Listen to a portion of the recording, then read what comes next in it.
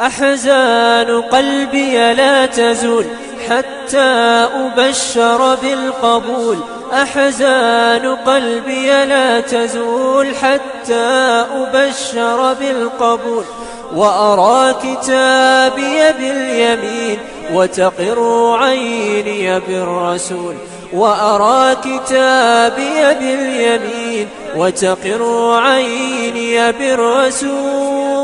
أحزان قلبي لا تزول حتى أبشر بالقبول. أحزان قلبي لا تزول حتى أبشر بالقبول.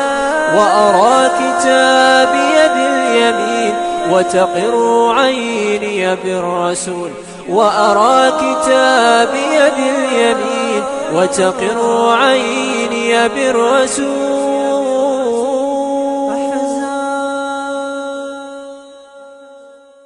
بسم الله الرحمن الرحيم. إن الحمد لله نحمده تعالى ونستعينه ونستغفره ونعوذ بالله من شرور أنفسنا ومن سيئات أعمالنا. من يهده الله فلا مضل له ومن يضلل فلا هادي له ومن يهن الله فما له من مكرم. إن الله يفعل ما يشاء. وصلاة وسلاما على رسوله وحبيبه ومصطفاه محمد بن عبد الله وعلى آله وأصحابه ومن اقتدى بهديه واتبع سنته إلى يوم التناد وسلم تسليما كثيرا. أما بعد، أحبائي في الله، أحبكم في الله. walaalahayga muslimiinta ahaw alla daraaddii baan idiin jeclahay. khayrka aanu iskugu imaanay rabbi baan ka baryaa inuu abaalkeeda iyo ajirkeedana siiyo. shayga aan yididiilanayno oo ah inay guryaheennu noo dhismaan, shayga aan rajaynayno oo ah inaannu iska ilaalino ayi cudur walba oo nagu sababi kara inay reere naga burburaanna ilaahay baanu ka magangelaynaa. ayi sabab walba oo nagu caawinaysa inay reeraheennu noo baaqi noqdaanna rabbi baan kaalmo iyo icaano weydiisanaynaa. intaa kadib ayuha alikhwa, mawduucan caawa aan jecel lahay inaan ka hadalno mawduuc idinku cusub ma aha. ka magac ahaan wuxuu daba socdaa musalsalkii noo soo socday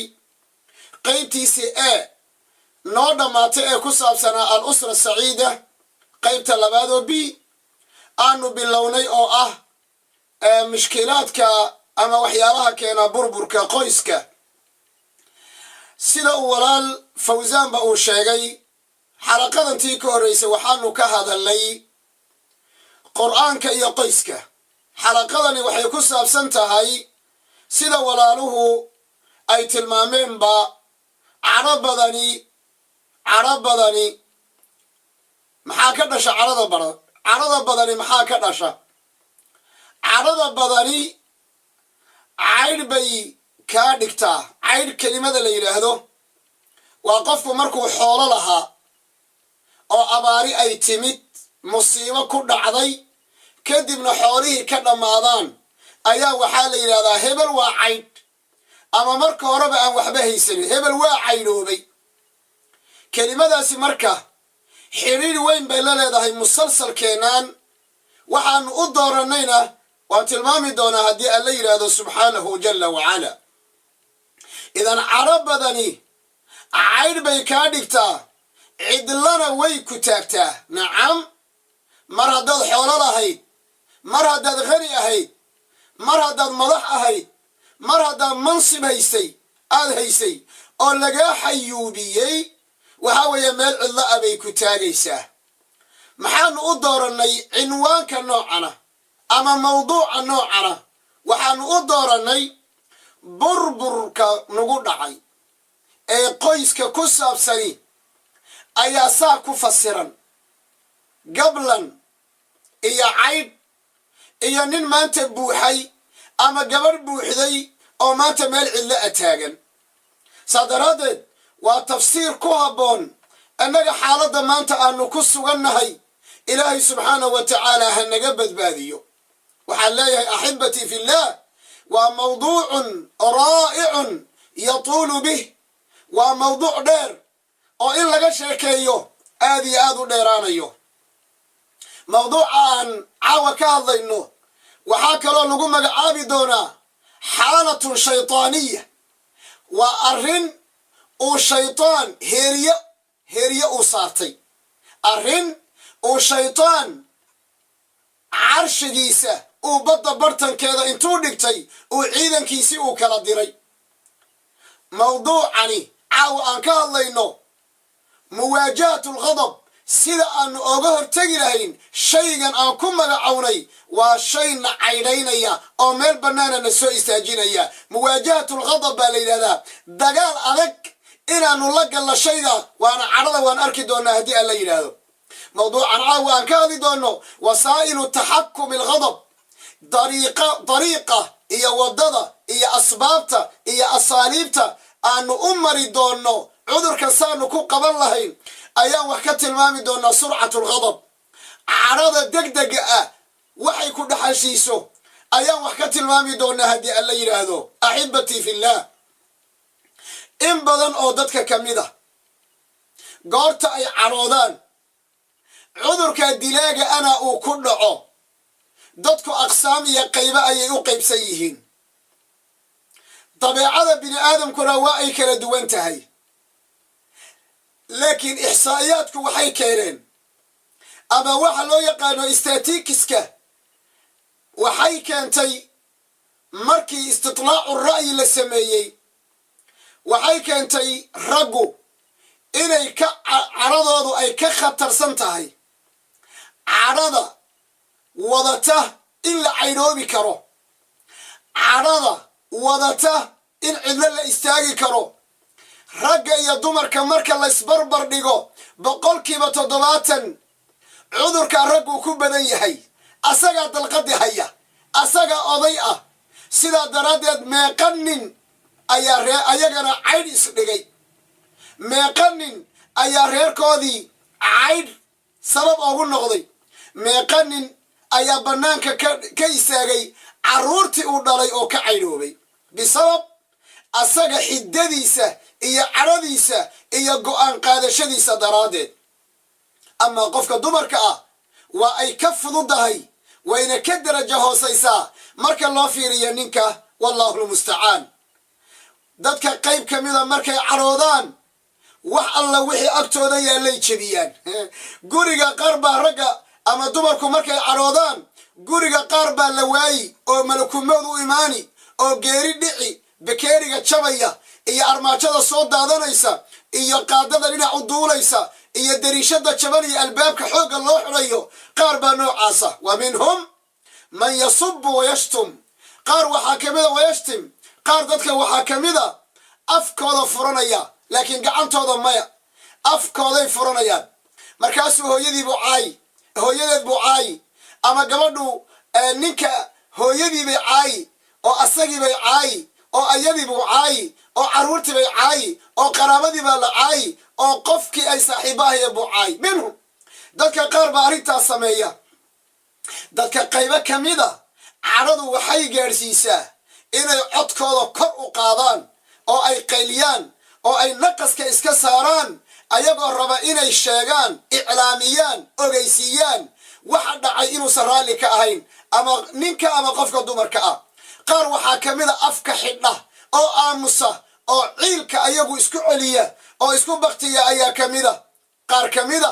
gacanta intay la baxaan ayayba qofkii dumarka ahaa ayay mataqaanaa dhinac baa loo tuuraya, ama ninkiibaaba laga yaabaa in dhinac loo tuuro, laakiin dumarkaa badan in loo gacan qaado. wallahu lmustacaan.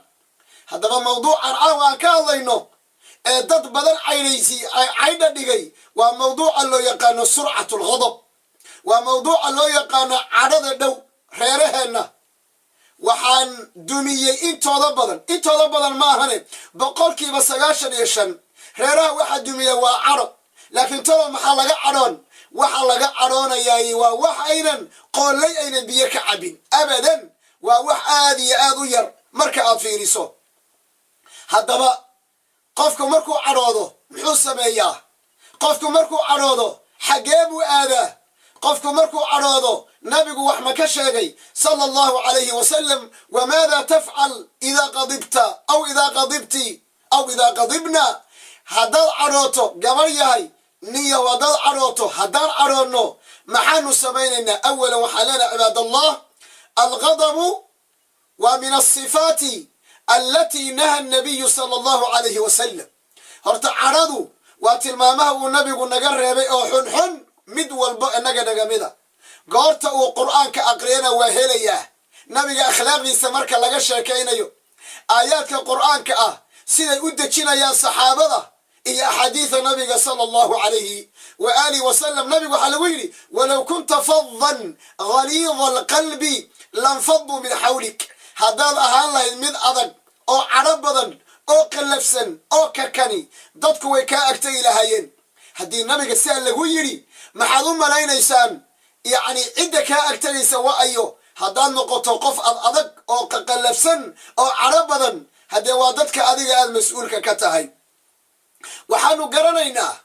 قرت أبو بكر رضي الله تعالى عنه وأرضاه أي نكي قرابة أي هاينا مصطح مركا انتور ما عائشة وحي منافقين تكشيغين عليه من الله ما يستحقون ومركي الله سبحانه وتعالى من فوق 7 سماوات مركي لقبري يلي وحانو قرنينا إنو أبو بكر يلي نيه وقريق عنتك معنا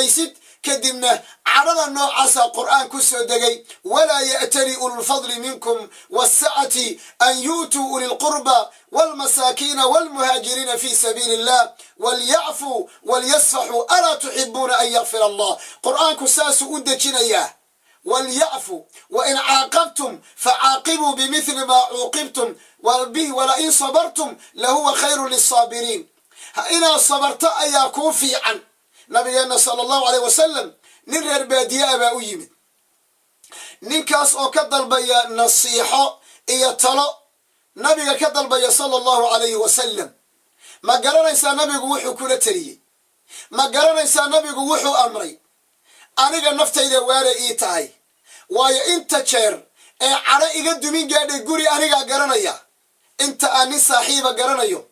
إنت أن قبر قرابة إيا قيس إيا درس قررنايو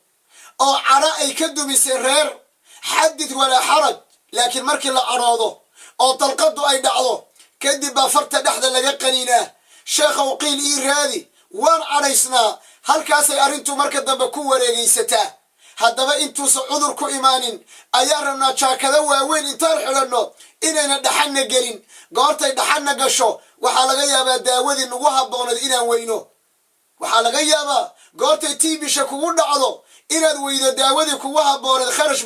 kharash badanna uu kaaga baxo waxaa laga yaabaa haddaada gurigaaga si fiican u adkaynin inuu tuu kuu soo dhaco goorta alaabtii lagaa xadana haddee shalayna waad tala xumayd maantana waad orod xun tahay taa ayaa ka dhalanaysa waxaan rabnaa inaan dhahno nabigu sala allahu calayhi wasalam wuxuu kula teliyey laa taqdo ma iga rumaysanaysan ayo alaxiba ninkii inuu la 3 jeer nabiga taladii weydiiyey rasuulka ilaahayow ii ziyaadi markaasuu yidhi ha cadhoonin markaasuu rasuulka ilaahayow ii ziyaadi markaasuu yidhi ha cadhoonin walaa zaala annabiyu yukariru hada alamr annabigu kama zuulin arrinka inuu ku celcelinayo ninkii reer baadiyaha ahaa ninkii reer baadiyahana uu leeyahay ii ziyaadi falimaada kullu hada alihtimaam annabawiy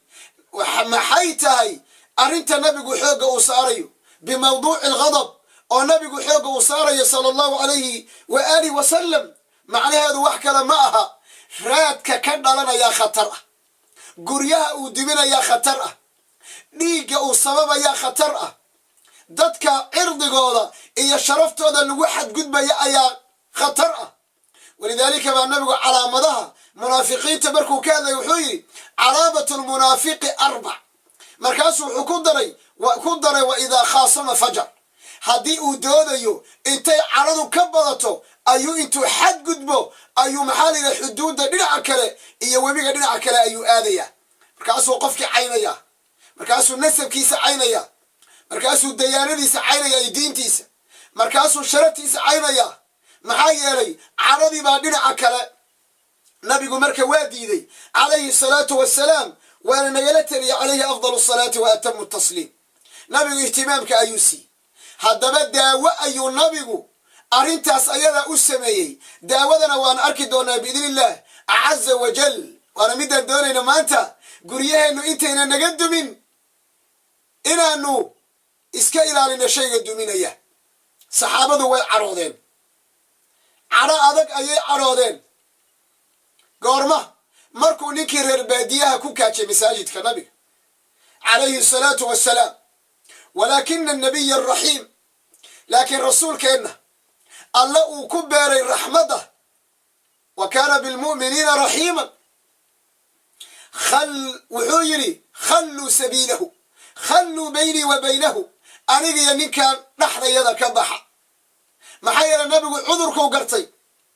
haddana daawadii buu u hayaa nabigu sala allahu calayhi wasalam ninkii reer baadiyaha markuu kaadidiisii dhammaystay ayuu nabiga u yimid iyo saxaabadii oo taataagan wuxuu yidhi waa la yaqaan allahuma akfir wuxuu yidhi allahuma arxamnii wa muxammadan walaa tarxam macana axada ilaahayow aniga nebi moxamed noo naxariiso kuwan meesha taagan allah waa u naxariisanin bal nabigu sala allahu alay wasalam bacdu riwaayaat wuxuu amray baytulmaalka iyo bangiga islaamka ninka asaga in xoolo laga siiyo ayuu amray nabigu sala allahu alayh wasalam goortuu ninkii reer baadiyaha arkay karamka iyo deeqsinimada iyo nabiga naxariistiisa ayuu aclana islaamahu wuxuuna gartay inuu nebiyun mursal yahay oo nabigani mid la soo diray inuu yahay ayuu gartay axibaa'i fillaah cadhadu qaybo ayay u qaybsantaa ghadabun maxmuud cadho la ogol yahay oo la ammaano oo lagu mahdiyaa jirta waana alghadabu lilah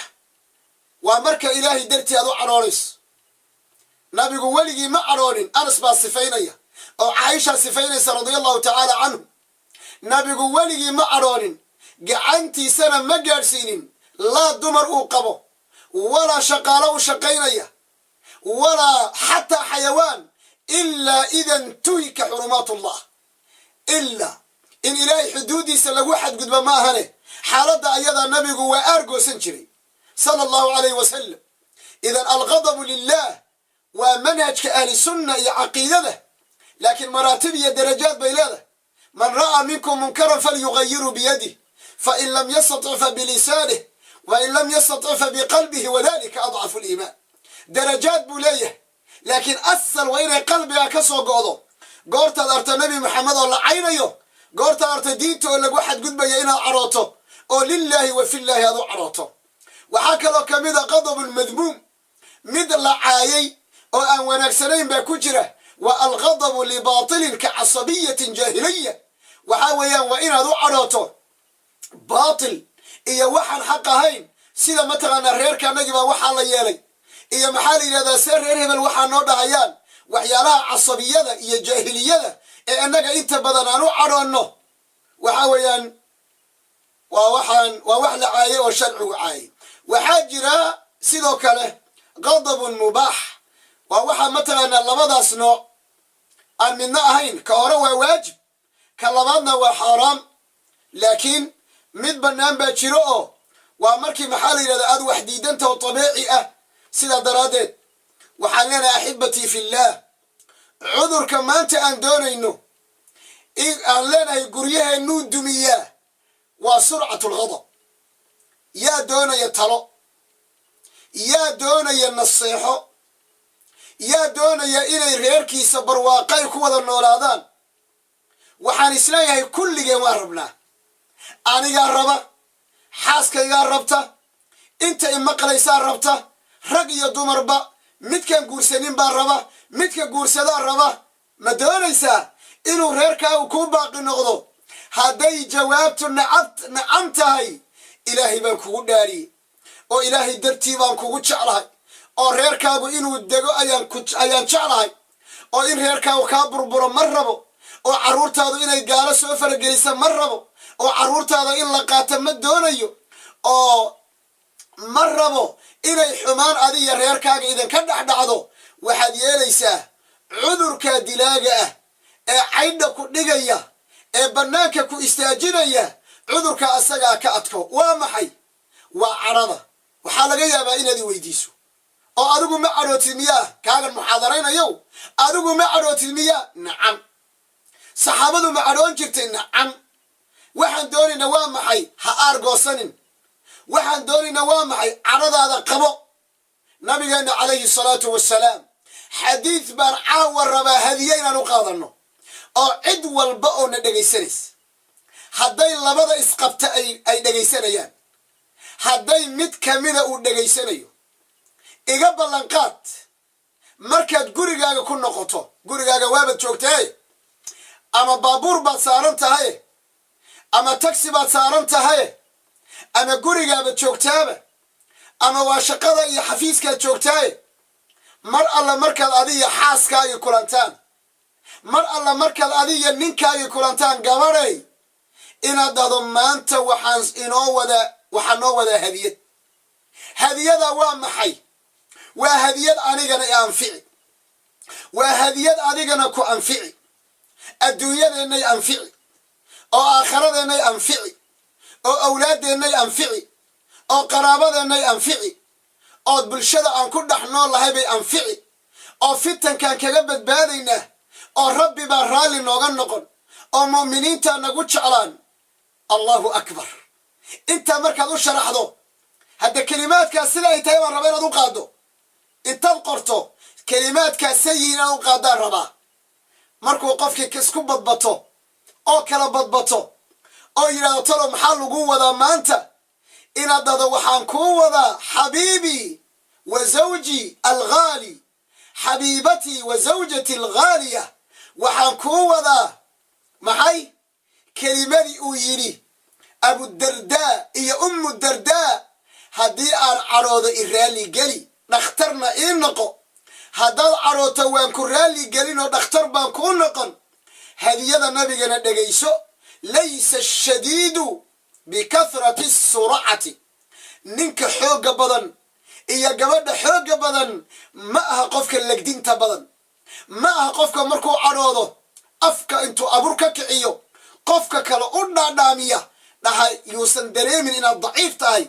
yaan la dareemin inaad miskiin tahay yaan la dareemin in lagugu tumanayo adigu gabadh mataqaanaa reer hebelaa tahay ina heblaaye ayaa tahay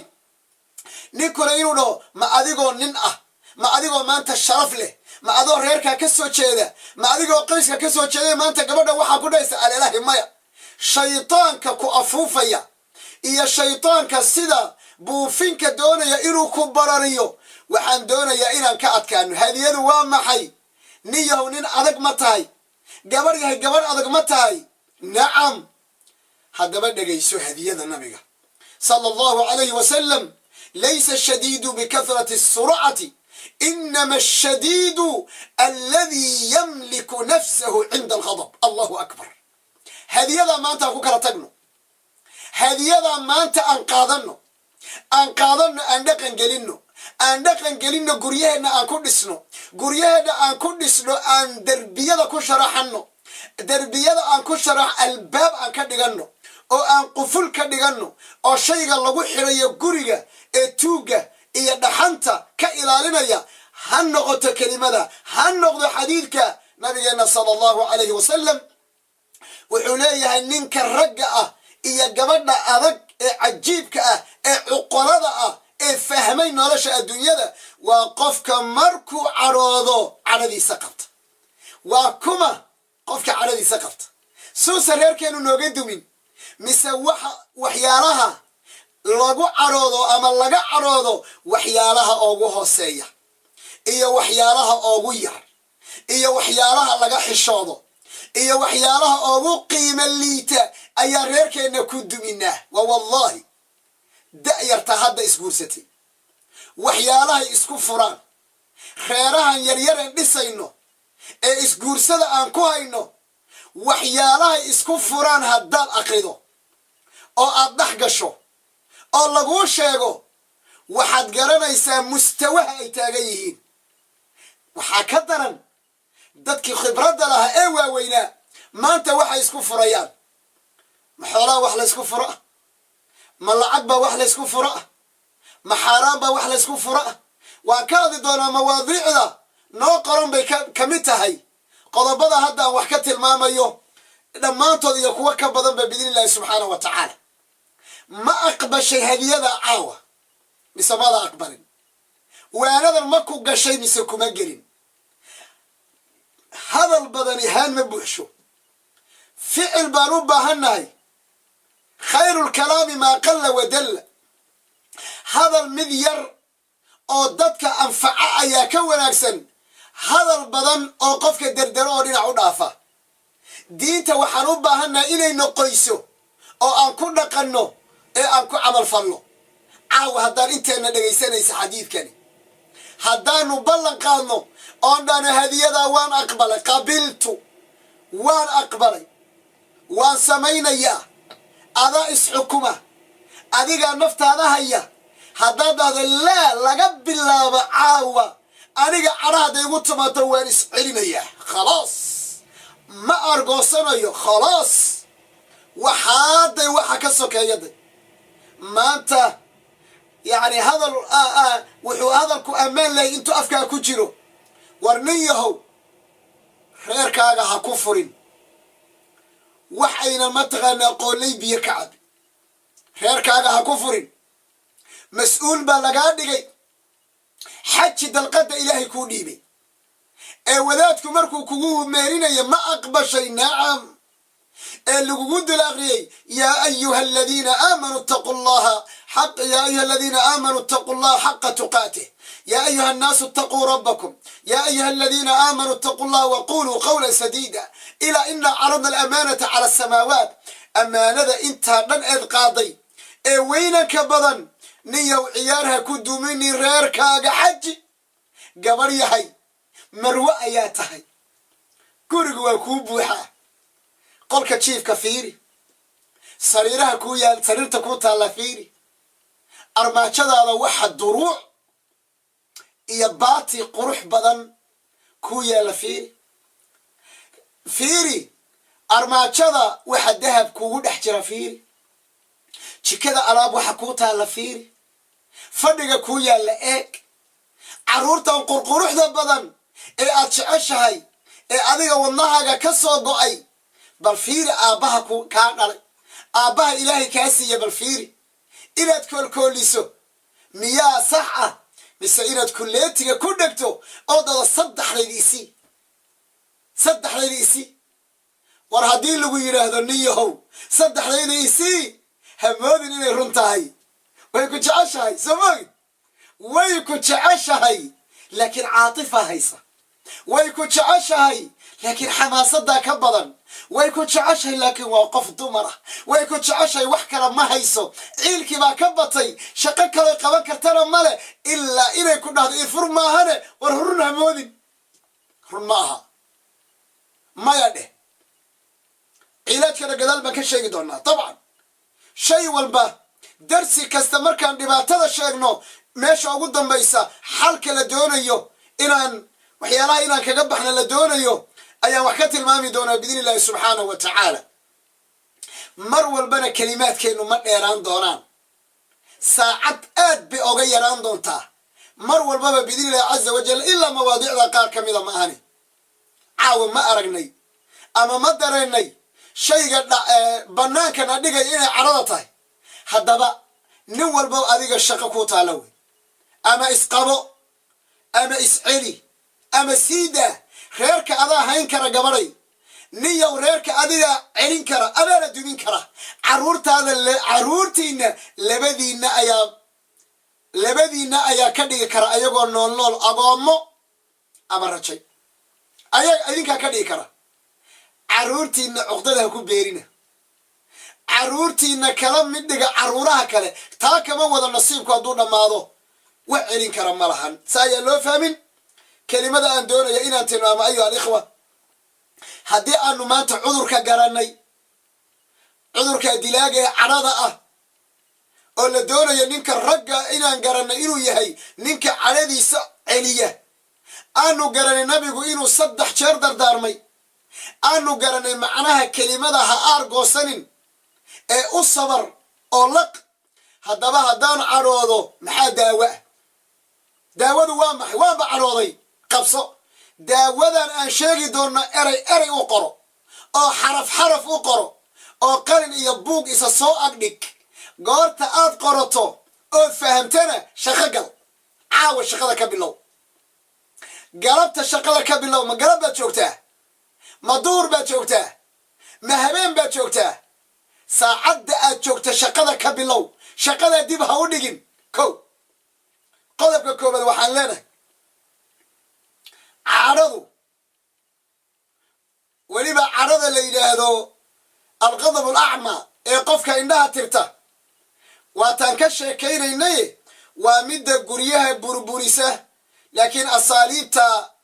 ama waxyaalaha la taaban karo ee la doonayo inaanu u marno haddaan cadhoowno qabsada marka koowaad waa inaad ka fikirto waana inaad aqrido waana inaad dhegaysato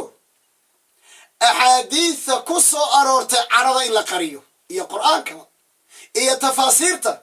cadhada fii fadli kadmi alghaydi waalcafwi waalxilmi waalixtilaam yacni in fadliga ay leedahay cadhada in la qariyo iyo in layscafiyo iyo in laysu dulqaato iyo in dhibka dusha la saarto ixtimaalu ladaa in dhibka dusha la saarto oo adiga lagugu raro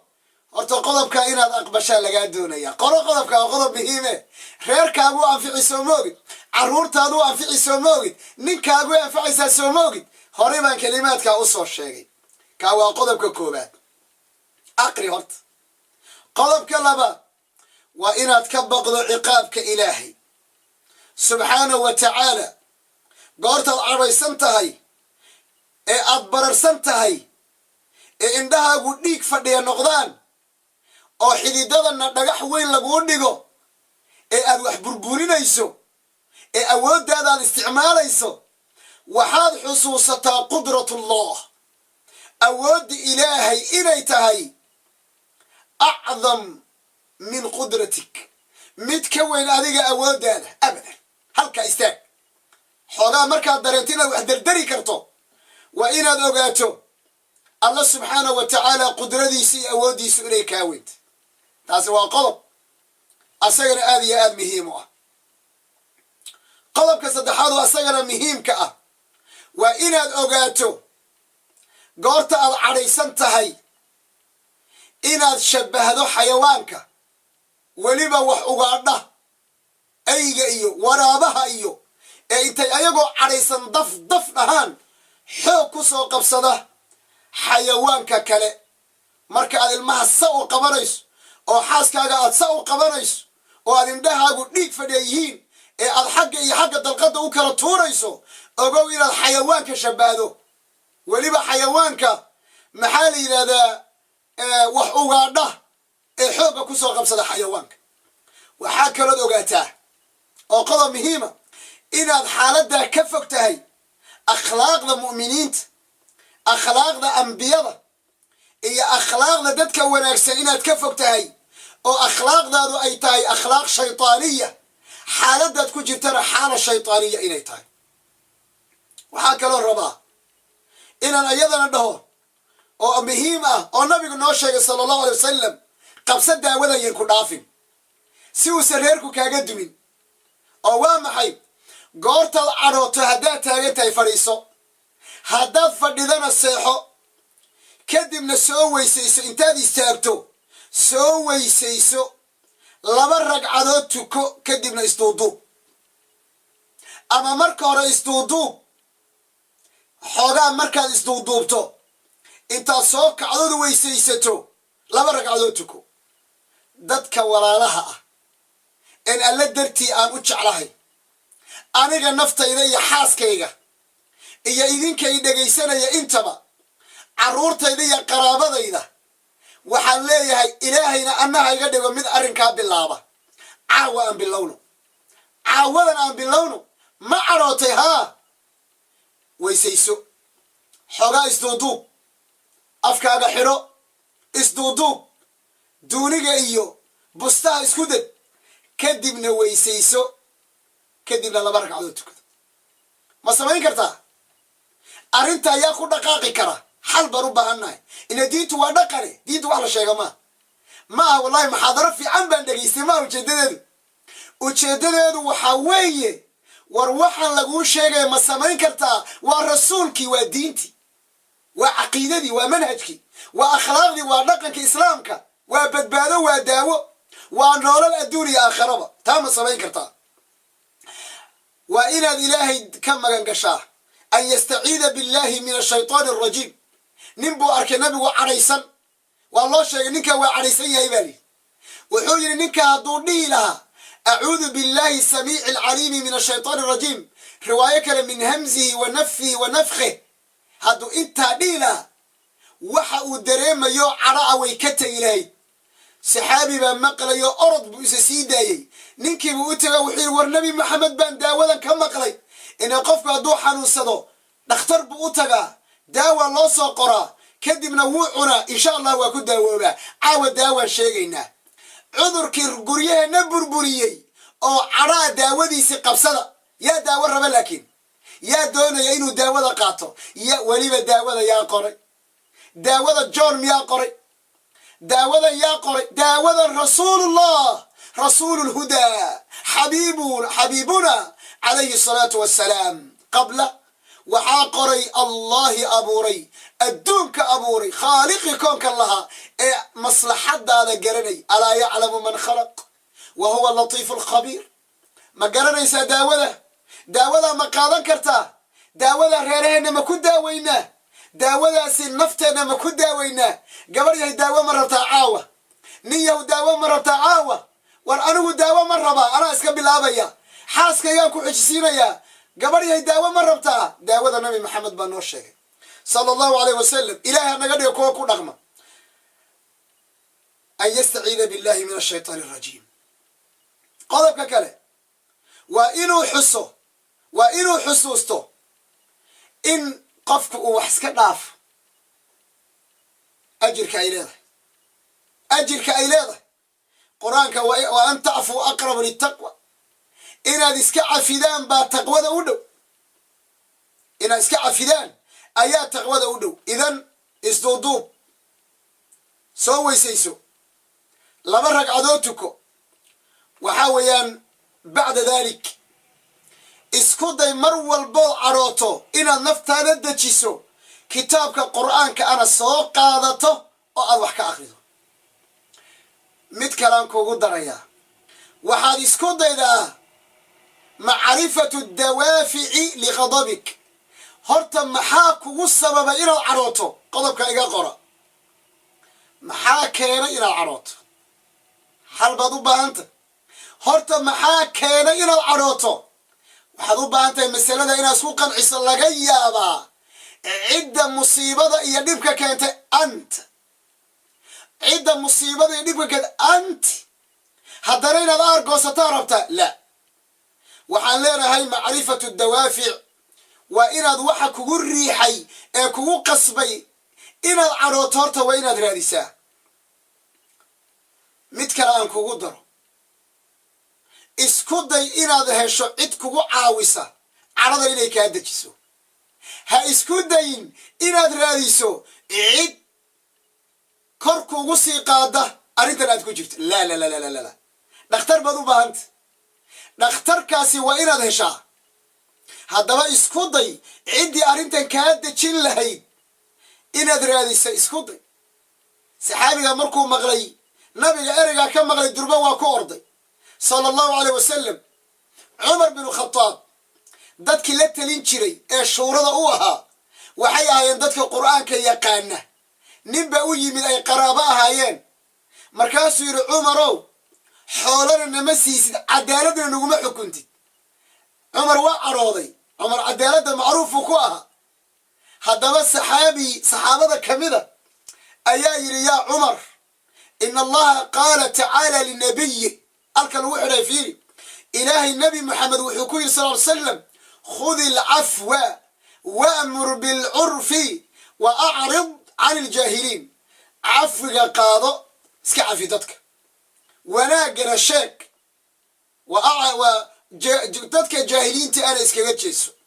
war aayaddaa miyaynan habboonayn inay reeraheenna dhisto oo haddaan xaaskayga isku xanaaqno miyayna habboonayn aayaddaa inaan soo xusuusto oo anigu cafiga dadka aan cafin lahaa aniga xaaskaygaa kow ka ah dadkaan cafin lahaa aniga ninkaygaa kow ka ah haddaan gabadh ahay carruurtayda ayaa kow ka ah annaga dhibkana haysta waxaa wey aayaddani waxaan la aadnay ummad kale waxaana ka dhartirnay oo ka qaawinay nafteenna waana midaan rabno nusuusta qur'aaniga ah iyo axaadiida inaan dib iskugu soo celinno qoysaska aan dib ugu soo celinno cumar waa degay muxuu sameeyey cumar iga tag waan cadhaysnaa miyuu yidhi laa kaana waqaafan cinda kitaabi illaah ittaqi illah haddii lagu dhaho cadhadaada ma damin kartaa oo reerkaaga ma badbaadin kartaa haddii kale caydh baa ku taqaan haddii kale carruurtaada bannaankaad ka joogtaa haddii kale xaaskaagii bannaankaad ka joogtaa goortay dalqadu kaa dhammaataad farta dhexda ka qaniini doontaa sheekhow qiil ii raadi meeqaa la arkay nin walba qisas badan inuu hayo waan ogna qodob kaloo cajiiba qoro waa muhiim weliba qodobkani oo waa maxay shayga khilaafka kugu keenaya ee adigu aad sababka u tahay ha ka cararin in lagaa saxo cudurkaaga in la saxo ha ka cararin cudurkaaga in la sheego ha ka cararin ha isdhaga tirin aniga miya ha dhihin waa adiga adi wey adi wey gabadhya adaa cudurkan leh laakiin asluub wanaagsan oo xadaari ah waxaan ku soo marnay muxaadaraadkeenni ayaan ku soo marnay horay ee aanu lahayn qaybo badan baan raba inaan ka boodboodo maadaama waktigu aan doonayo inuu intan aad iyo aad oga gaabdhaado insha allahu tacala haddii la yidhahdo waxyaalaha ugu badan ee reerka ku sababa in cadhada maxaa ka mid a kaftanka ziyaadada ah kaftanka badan kaftanku waa inuu lahaado dawaabit waa la isku cadhoon kadibna waxaa laga yaabaa waxaa ka mid a alicjaabu binnafs labada qofoo mid ka mida isla weyn bararsan macnaad ila hadli kartaa khalaas labadan mid baaba bararsanba alicjaabu binnafs islaam baa ila hadlaysa maanta war ma anigaad ila hadlaysaa waryaa alicjaab binnafs waxaa ka mid a altacaali cala alaakhariin qofka qof kale inuu yacni iska sarraysiiyo ama uu ku sallidan yahay ama hadalkiisa uu xaqirayo waxyaalaha cadhada keena baan ka warramaya assukhriya jeesjeeska ka mida qofka inuu yaso ama xaqiro ama uu ku jeesjeeso ayaa ka mida waxaa kale oo ka mida labada qof inuu mid ka mida u maleeyo markuu qofku cadhoodo in uu aargoosto inayba raganimada ku jirto oo qofku inuu dhaho inuu cadhuuftiisa laqo oo cadhadii uu dib u celiyo inuu u arko inay tahay wax hoosaysa laa waana qodobka soomaalida ugu badan wey inuu dhaho maya ma anigaa saas yeeli kara ma qaadan karo ma anaa dhihi kara raalli ahow ma anaa dhihi kara xabiibi waan kaa gardaray ma anaa dhihi kara xabiibati waan kaa gardaray lala dhulkan ishoos dhigaya dhulka isma dhigayo waan ka qaalisanahay ninkani waa inuu intaa soo mara anna waa inaad soo mara qodobada noocaasoo dhana waxaan u baahannahay daawadeeda inaan intaan qaadanno oo aan weliba laqano oo ay labada qof isku waafaqaan oo aniga dhakhtar ii noqoto oo anna uu dhakhtar aan kuu noqdo waxaan ku soo gebagabaynayaa kelimadii aan ku bilownay muxaadarada oo ahayd kelimada la yidhaahdo cadhada waa kelimada caydha ku dhigaysa caydha kaa dhigaysa bannaankana carruurtaada kaa dhigaysa diyaar ma u nahay inaan reeraheenna cadhada ka ilaalinno haddaan cadhoonnana cadhada aan qabanno anigiiyo adiga ma isku waafaqi karnaa qoraal ma kala samaysan karnaa ma dhaqan gelin karnaa ma iscafin karnaa mustaqbalka ma eegi karnaa carruurteenna ma fiirin karnaa aniga waxa igu tacalluqa ma u sabri karaa mise waan aargoosan maxaasaa laygu sameeyey baan dhihi meeshay doontana ha ka dhacdo ilaahay waxaan ka baryayaa subxaanahu wa tacaala inuu naga dhigo dad mar walba muusood iyo dhoolla caddayn iyo qosol sabar iyo dulqaad ka amar qaadasho alle iyo rasuulkiisa axaadiidta nabiga sala allahu alay wasalam dariiqii salafu saalix daawada nabiga qaata isku daaweeyo oo laqa intaanu kaga kulmayno fadhigan midka ku xiga fadhigan midka ku xiga waxaan idinkaga tegayaa in nafta la celiyo in nafta la xakameeyo dhakhtar in laysu noqdo daawada nabigana in la qaato anigana waxaan rajaynayaa ilaahay inuu igu anfaco dadka arrintaa ugu horreeye fuliya cidda aniga iyo cidda mas-uulka aan ka ahayba inaan noqonno ayaan rajaynayaa wamaa uriidu an ukhaalifakum ilaa maa anhaakum canhu in uriidu ila alislaaxa ma istatactu wamaa tawfiiqii ila billah subxaanaka allahuma bixamdik ashhadu an laa ilaha ila anta astaghfiruka wa atuubu ilayk wassalaamu calaykum ورحمة الله تعالى وبركاته.